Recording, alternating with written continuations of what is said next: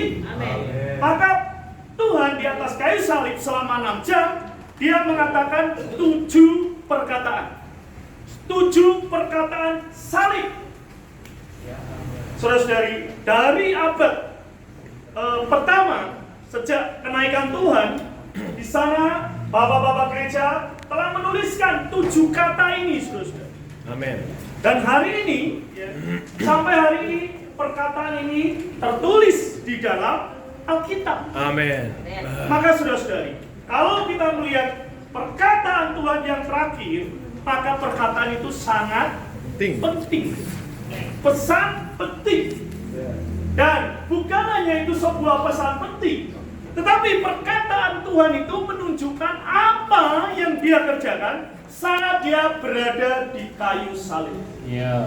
Saudara-saudari, setiap kita mau mati, kita tidak melakukan kerjaan apa-apa. Kita seringkali pasrah dan takut. Betul. Tapi Tuhan di atas kayu salib, kematiannya mengerjakan banyak hal. Saudara-saudari, mari kita melihat bahwa perkataan Tuhan itu penting. Mari kita buka ayat pertama di dalam Yeremia pasal 15 ayat 16. Kita baca sama-sama 3, 2, 1. Maka aku menikmatinya. Firman-Mu itu menjadi kegembiraan bagiku dan menjadi kesukaan hatiku, sebab nama-Mu telah diserukan. Amen. Ya Tuhan Allah semesta. Amen. Mari kita baca kata yang tebal, dipertebal ya, di wall ya. Kita baca sama-sama. Amin. Bertemu dengan perkataan-Mu, maka aku menikmatinya. Amin. Bertemu dengan perkataan-Mu, maka aku menikmatinya. Amin. Jadi ketika Tuhan Yesus disalib dan dia mengatakan perkataan, maka seharusnya kita menikmati. Amin. Seharusnya kita menikmati. Apabila aku bertemu dengan perkataan-perkataan-Mu, Amin. maka aku menikmatinya. Maka aku memakannya. Amin. Saudara-saudari, inilah perkataan Tuhan. Lalu kita melihat Yohanes pasal 6 ayat 68. 3, 2, 1, jawab. Kepadanya, Tuhan, kepada siapakah kami akan pergi? Engkau memiliki perkataan hidup yang kekal. Kita baca lagi ayat yang di bold, ya. Perkataan hidup yang kekal.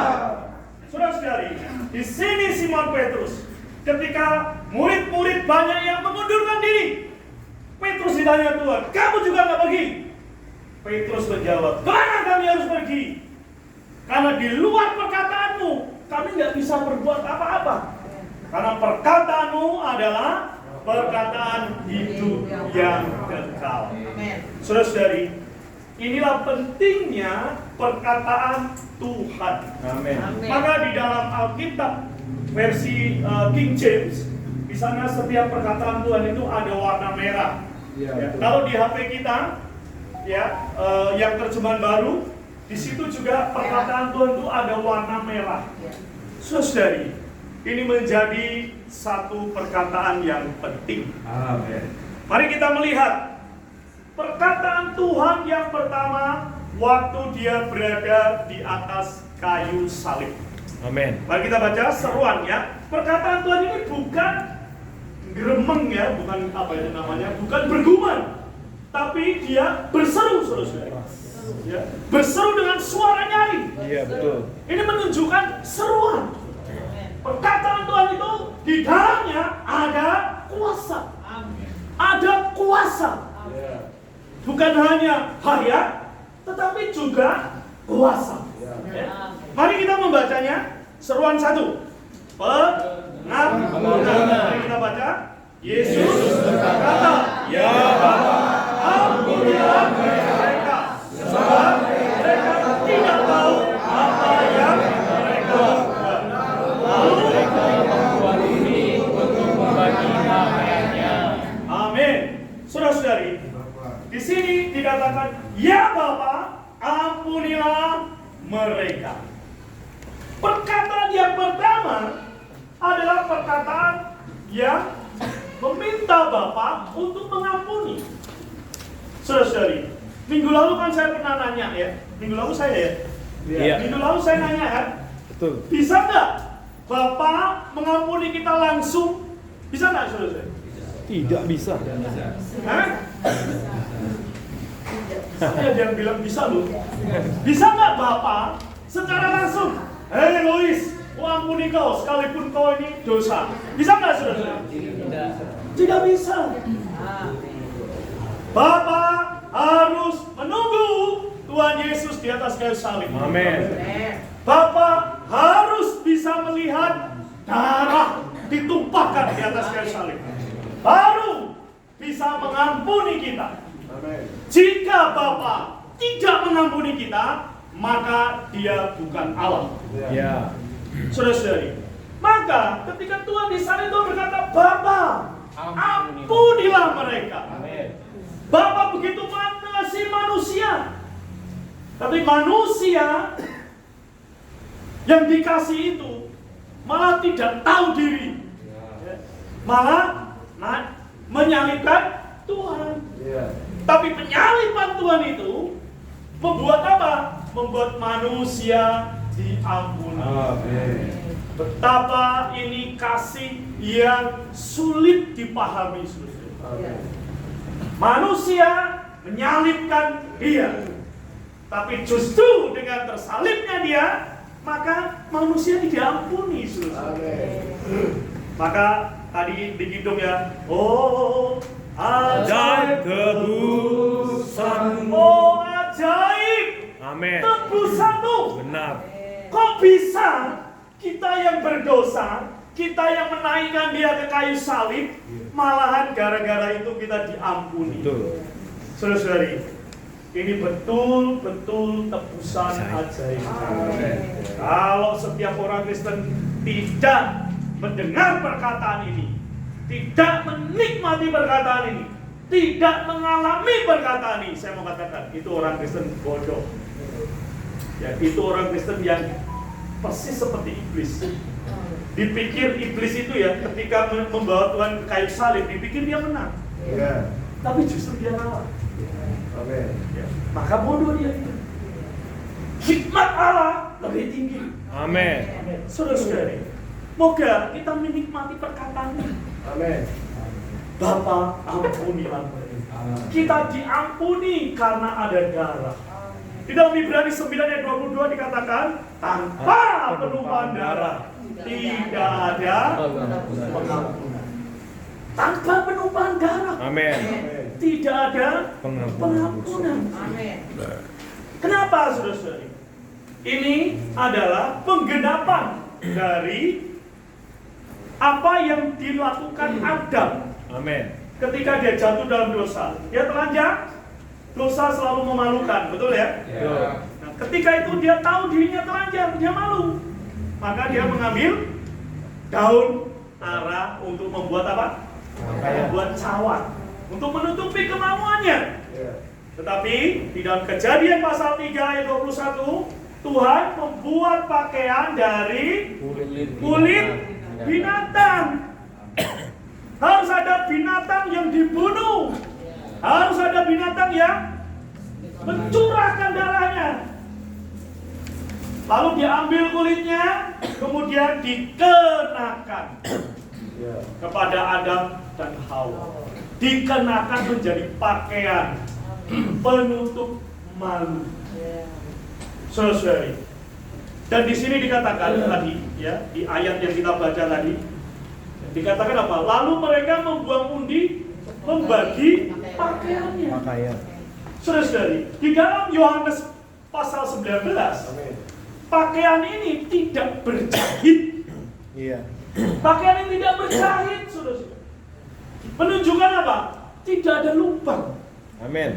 Yang menutupi manusia dari dosa. Pakaian ini maka diundi, enggak disobek-sobek, dibagi-bagi, enggak. Diundi siapa yang dapat. Supaya apa? Supaya firman di dalam Kejadian 3 ayat 21 digenapi. Bahwa manusia yang berdosa perlu mengenakan pakaian yang dari Allah. Amin. Yaitu Kristus menjadi pakaian kebenaran. Saudara-saudari, saya sangat meyakini ini, saudara-saudari. Bukan hanya meyakini ya, saya punya pengalaman. Ketika saya baru boleh percaya Tuhan ya, sekitar 2 atau 3 tahun ya, kira-kira tahun 98an ya. 98 saya mengalami, saya dengan rekan pelayanan ya, keluar dari rumah lalu naik ke Jalan Bangkaraya. Di Bangkaraya itu ada kuda lumping ya. Kuda lumping itu yang makan beli ya, yang dicambuk, yang nah, makan beli. Lalu di pertunjukan itu biasa kan gini, tunggal guru jangan ganggu. Dia bilang tunggal guru jangan ganggu, saya cuma cari makan. Artinya apa, saudara-saudari? Dia umumkan, dia cari makan, jangan ngajak perang ilmu gitu loh. Lalu orang itu keliling, lalu sampai di kita, Mas, jangan nonton Mas. Lah, masa aku nonton nggak boleh, kan bisa tak kasih 500 rupiah. Tapi kami mohon jangan nonton. Ya saya bingung. Kok kenapa nggak boleh nonton? Kok cuma yang lain boleh? Lalu dia bilang apa, saudara? Di antara semua orang ini, semua telanjang, hanya Mas yang berpakaian sama teman pelayanan. Wah, begitu saya mendengar itu, lah firman Tuhan itu tidak bohong. Bahwa Allah memberi pakaian. Amin. Saudara-saudari, kita ini bukan orang telanjang. Amin. Kita telah ditutup, di cover dengan pakaian kebenaran Kristus. Amin. Maka saudara-saudari, kita bukan lagi anak-anak gelap, anak-anak malam. Kita anak-anak siang. Amin. Maka dikatakan kenakanlah Kristus. Jadi waktu kita menjadi orang Kristen, kita diberi pakaian kebenaran secara objektif. Waktu kita hidup, kita harus mengenakan pakaian itu di dalam pengalaman kehidupan kita. Maka ketika Tuhan mengatakan, Bapa ampunilah mereka. Ketika itu Bapa mengampuni kita, Dia mengcover, ya, memberi pakaian kepada kita orang dosa yang telanjang. Kita diberi pakaian. Maka Bapa melihat, maka Bapa mengampuni kita. Saudara-saudari, ketika Tuhan disalib demikian, Dia mengatakan, Bapa, ampunilah. Mereka tidak tahu apa yang mereka perbuat. Saudara-saudari, kita orang dosa, seringkali ketika kita berbuat dosa, kita seringkali tidak tahu mengapa kita berbuat dosa. Tetapi jika kita datang kepada Tuhan, Tuhan, aku mengaku dosa. Engkau setia dan adil. Kau akan mengampuni segala dosa. Amin. Dan menyucikan segala kejahatan. Haleluya, saudara-saudari. Betapa bahagianya kita menerima perkataan ini. Amin. Bapa, ampunilah mereka. Karena mereka tidak tahu apa yang mereka lakukan. Mari saudara-saudari, saya beri waktu 30 detik untuk berdoa. Amin. Kita bersyukur atas perkataan Tuhan yang pertama. Amin.